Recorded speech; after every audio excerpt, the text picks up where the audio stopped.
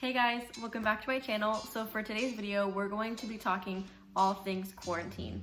So as you guys know from the previous videos on my channel, my husband and I both moved to South Korea, and we've been here for about a month now, and we did have to go through a mandatory quarantine. So I just wanted to sit down and talk about all of the things that I have learned, the things that I wish I knew, and just kind of talk about how it went down for us. All right, so starting off with how quarantine went. So we landed here in South Korea. We flew into the Incheon airport. And from there, we met up with a bunch of other people who also flew in and who were also going to the base over here. And we had to wait for a very long time. We honestly just sat and wait for everybody's flight to come in, and then we all got onto a bus from there. And so they bussed us over here to the base, and from there we started our in-processing process. So from there we got our first COVID test of this whole process, and then we got assigned to our quarantine building and room. So from there, somebody picked us up and took us to our specific quarantine building, and then they took us to our room. So from there, we obviously started our 14-day mandatory quarantine, couldn't come out of our rooms, couldn't do anything like that. However, we were allowed to go outside with obviously the people who were watching us, and we could just kind of hang out for 30 minutes. For my husband and I, it was a little bit boring because it was just us, and a lot of the times it was like us and then the army soldier who was taking us out there. We just had to sit there for 30 minutes. I believe that we only had another person with us, like maybe once or twice. So it was always just me, my husband and I, and that got kind of boring just because, you know, I mean, it was nice to be outside, but for like the 5th time in a row going to the same exact place outside, it just got kind of old. However, I think that if you have pets, that is different. If you have a dog, I do think that you're allowed to like take them outside to go use the restroom and stuff like that. I don't know for sure because we didn't have dogs, so just, you know, double check with that, but yeah. And I'd also imagine that if you have kids, then obviously that outside time would be like a lot more helpful. So as for the COVID-19 specific stuff, we did get our temperature taken every single morning, and we had to fill out like a small questionnaire of, do you have symptoms?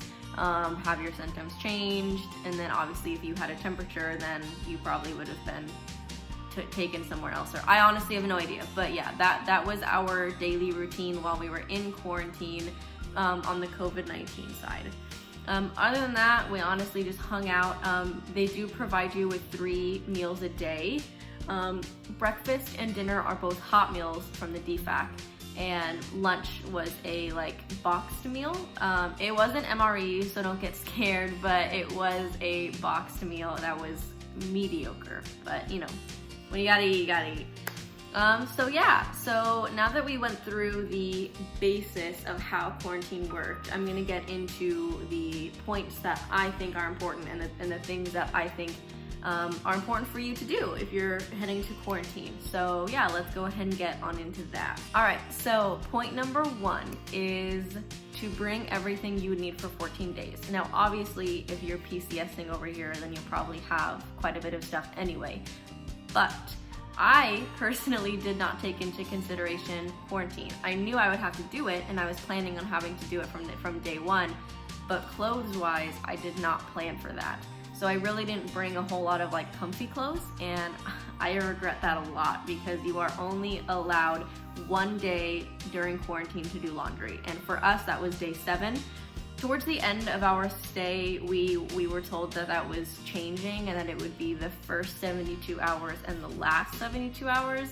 So I'm not too sure if that has changed, but for us, it was day 7 that we were allowed to do laundry. And I regret not bringing comfy clothes because you're in quarantine, you're not doing anything, and I didn't have a whole lot of comfy clothes to wear.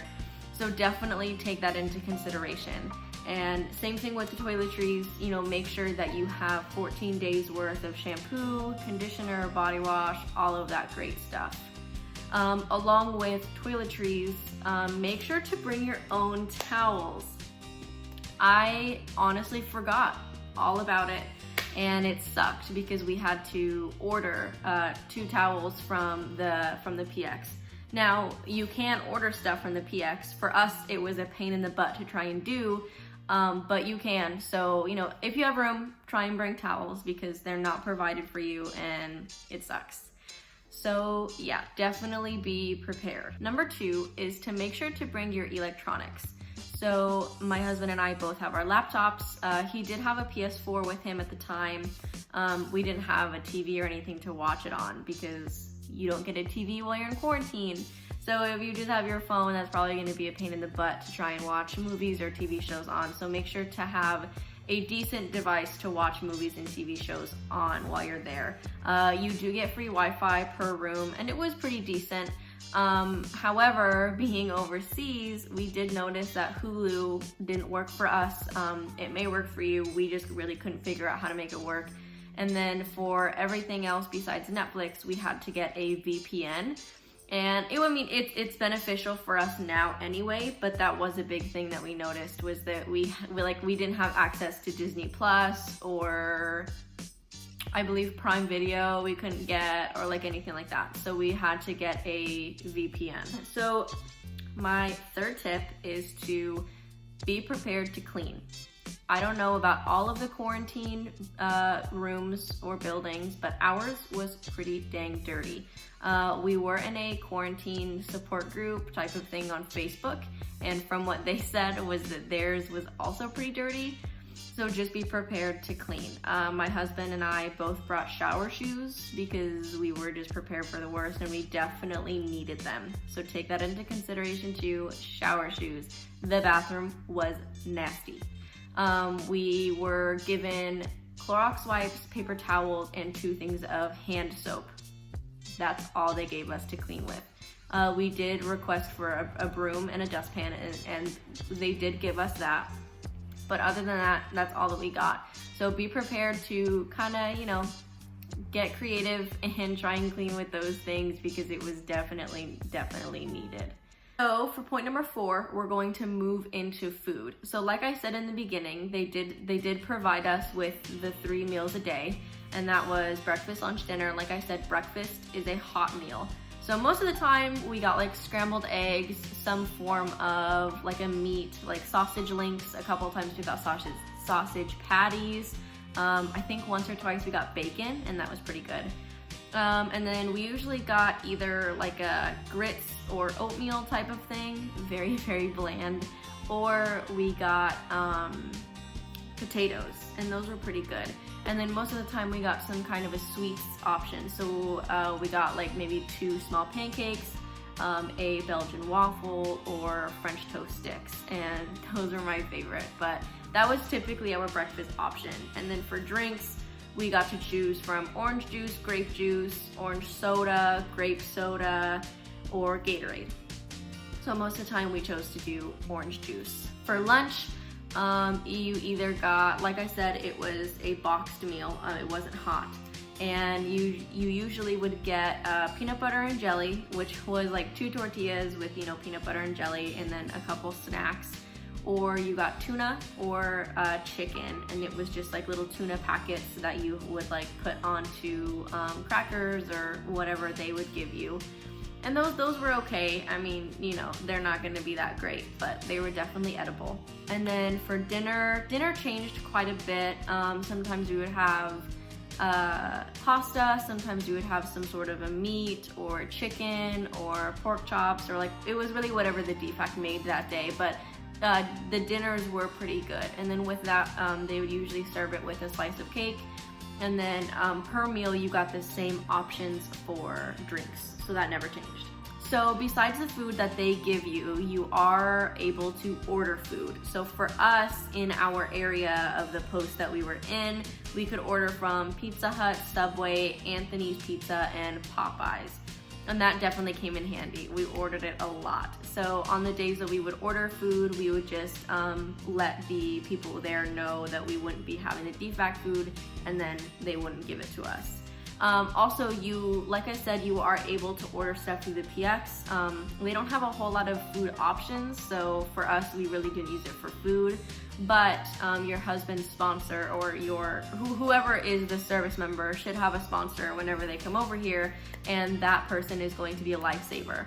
My husband's sponsor brought us goldfish, Cheez-Its. He brought us a case of bottled water, because for some reason they don't give you the option of water with your meals, so that definitely sucked. And the water over here is not drinkable straight from the tap. So he brought us a case of water, and just like a bunch of little snacks that we asked him to bring. So definitely utilize your service member's sponsor. It will be a lifesaver. Number 5 is going to be to try and bring any type of bedding that you can. So for my husband and I just brought our own pillowcases, and I had a small throw blanket that I would use on the flight over here.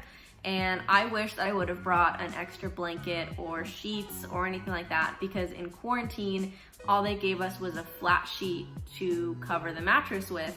And that was a pain in the butt, especially at night. You know, it would get all crumpled and it would always come off. So I wish that I would have brought my own.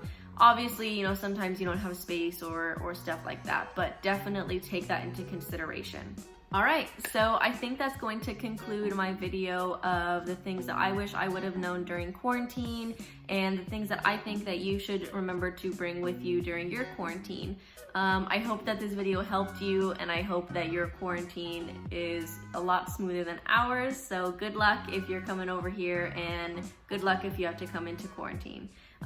Make sure to like this video and subscribe to my YouTube channel. It would mean so much to me. And I will have the rest of my videos about Korea linked in the description below. So make sure to go check those out after this video.